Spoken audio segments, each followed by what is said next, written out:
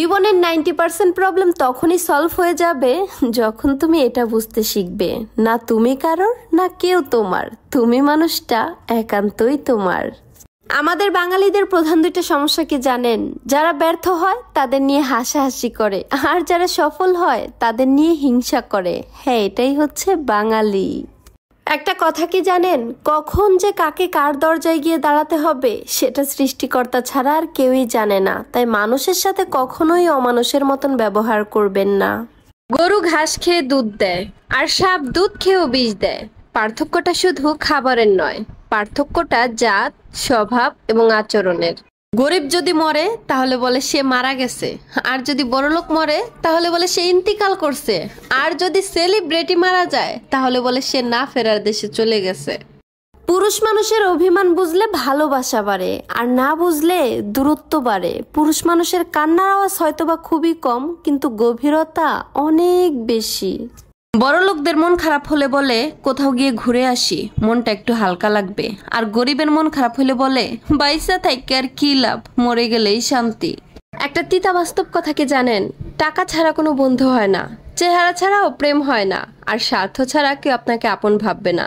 কথাটা তেতো লাগলেও এটাই বাস্তব। নিজের দুর্বলতা অন্যের কাছে প্রকাশ করা বোকামি ছাড়ার কিছুই না, কারণ মানুষের ঘরে মলম না থাকলেও ছিটানোর জন্য লবণ কিন্তু ঠিকই থাকে। আর আজকে যাকে আপনি বিশ্বাস করে অসহায়ের মতন সব বলে দিতেছেন, একটা সময় সেও সুযোগ বুঝে সেই কথা দিয়েই আপনাকে খোঁচা দিবে। ঘরের বউ আর প্রেমিকার মধ্যে পার্থক্য কি জানেন? অনেকটা ওই ঘরে থাকা টিভি আর হাতে থাকা স্মার্টফোনের মতন। টিভি তো আর সব জায়গায় নিয়ে যাওয়া যায় না, কিন্তু স্মার্টফোন তো সব জায়গায় নিয়ে যাওয়া যায়। আবার টিভি 2-1 ঘন্টা দেখলে দেখবেন বিরক্ত লাগে, কিন্তু স্মার্টফোন সারাদিন দেখলেও বিরক্ত লাগে না। অফিস থেকে ফিরে আমার জামাই বলতেছে, সারাদিন তো বাসায় থাকো, তারপরেও ঘরের কাজ কমপ্লিট হয় না কেন? হ্যাঁ, আমিও তার উত্তর দিয়ে দিছি, স্বামী যান, আপনিও তো সারাদিন টাকার জন্য বাহিরে থাকেন, তারপরে আমরা বড়লোক হই না কেন? নারীকে সবজি দিলে তারা তরকারি বানিয়ে দিতে পারে, নারীকে ঘর দিলে তারা সংসার বানিয়ে দেখাতে পারে। নারীকে যদি ভালোবাসা দেওয়া হয় তাহলে তার পুরো জীবনটাই দিতে পারে। মোট কথা, নারীকে যা দিবেন তার দ্বিগুণ ফেরত পাবেন, হতে পারে সেটা ভালোবাসা কিংবা ঘৃণা। একটা বাস্তব কথা কি জানেন? ছেলেরা যখন বিয়ে করতে যায় তখন ডিভোর্সি কিংবা 1 বাচ্চার মাকে তাদের ভালো লাগে না, কিন্তু যখন পরকীয়া করতে যায় তখন 4 বাচ্চার মাকেও তাদের কাছে নায়িকা নায়িকা মনে হয়। বিপদে পড়লে কখন আত্মীয় স্বজনের কাছে যাবেন না, কারণ বিপদ যখন আপনাকে না চাবে, আত্মীয় স্বজনরা কি করবে জানেন? হাততালি দিবে আর ঢোল পিটাবে। স্বামীর মতো আপন এই পৃথিবীতে কেউ হতে পারে না।